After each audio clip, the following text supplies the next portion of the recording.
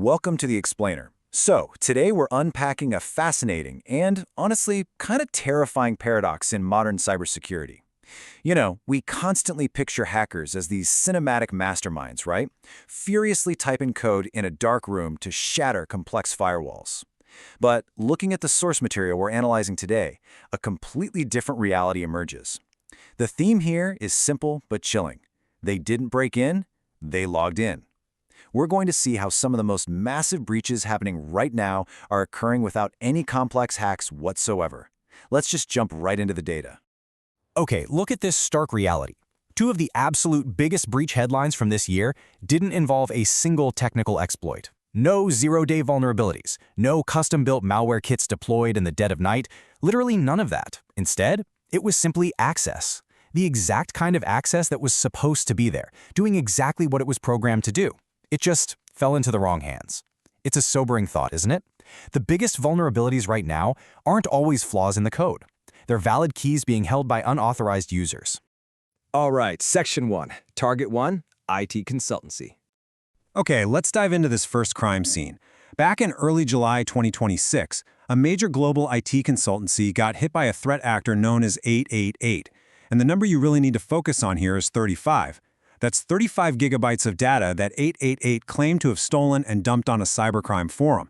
But here's the kicker. This wasn't just 35 gigs of random internal memos or, old marketing materials. This massive haul was pulled straight from a private DevOps repository. Think about that for a second. A DevOps repository is essentially the engine room of a tech company. It's where the most sensitive blueprints and tools are kept under lock and key.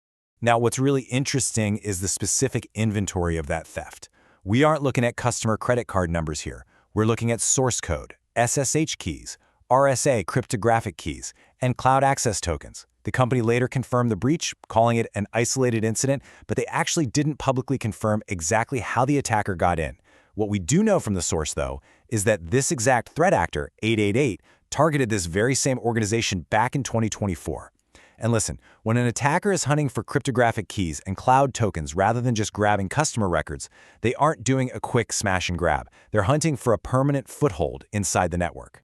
And this brings us to a really critical takeaway. When DevOps credentials like these get stolen, they act like master keys. The threat absolutely does not stop at the perimeter of the breached IT consultancy. Those stolen tokens and keys, they have the potential to open the door to every single downstream client and every connected system that trusted those credentials. The blast radius is just enormous. And it perfectly illustrates our theme for today. The attacker didn't need to break into those downstream clients. They now had the credentials to simply log in. Moving on to Section 2, Target 2, European Bank. So just days after that tech consultancy breach, the ransomware group Unsafe targeted one of Europe's largest banks. We're shifting gears here from the tech industry straight into the highly regulated world of global finance. On their dark web leak site, they posted what appeared to be internal employee database records. We're talking names, contact details, internal identifiers. Now, just to be entirely objective here, our source notes that the bank publicly disputed that a significant breach of its own core systems occurred. They described this instead as a third-party issue. But regardless of where the exact point of failure was, these internal records were exposed out in the open, and it highlights a very specific tactic used by these attackers. If we look at Unsafe's typical playbook, we see a fascinating pattern. And honestly, it keeps showing up in these 2026 breach reports. They don't rely on flashy, highly technical exploits. Instead, their playbook is almost entirely built on phishing, social engineering, and exploiting remote access. They're going after the soft, human-facing entry points. Again, they're just looking for a way to capture valid credentials so they can log in straight through the front door, rather than trying to blast a hole through a firewall. And this brilliantly illustrates the puzzle we're looking at today. Look at this comparison. On one side, we have a tech company hit by a threat actor stealing highly technical DevOps keys. On the other side, a major financial institution hit by a ransomware group stealing employee records through a disputed third-party link. Completely different industries, completely different attackers, and entirely different stolen data. On the surface, these two major July 2026 incidents look like they have absolutely nothing in common. But if we dig just a little bit deeper, Section 3, the hidden common fault line.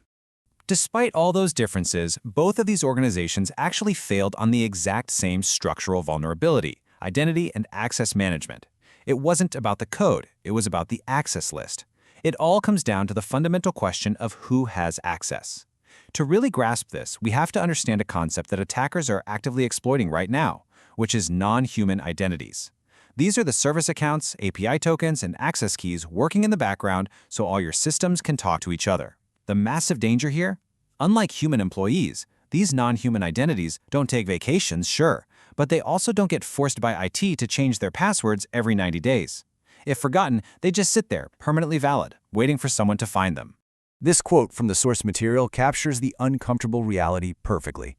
Not a 0-day in a firewall, not a novel exploit chain, a credential that was still trusted. Let that sink in. These are not exotic, unpreventable attacks from the future. These are mundane oversights, an API token that was still valid, access that literally nobody had reviewed in months or maybe even years. These attacks slipped right past the very controls that were originally designed to catch them, simply because the access was viewed as legitimate by the system. Which brings us to Section 4, securing your true attack surface. So the crucial point here is, what do we actually do about this?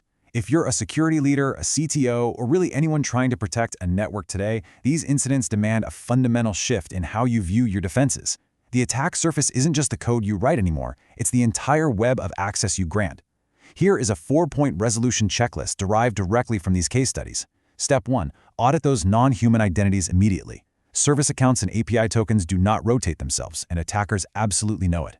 Step 2. Treat vendor and third-party access as your own attack surface, because as we saw with the bank, a third-party issue quickly becomes your headline. Step 3. Assume that even if you dispute the details of a breach, your regulatory reporting clock is already ticking. And Step 4. The fastest way to reduce the blast radius of an attack is not necessarily a bigger cybersecurity budget, it's visibility. Access reviews are not optional anymore. They're your actual first line of defense. Which leaves us with this final, critical thought to reflect on. As we've seen throughout this explainer, the threat in 2026 isn't just about attackers getting vastly more sophisticated. It's about access management being continually overlooked. They aren't breaking in, they're logging in. So I leave you with this question to ask yourself and your teams today. Do you know exactly who and what has access to your systems right now? Take a hard look at your access lists before an outdated API token turns your organization into the next headline. Thank you so much for joining me for this explainer, and keep learning.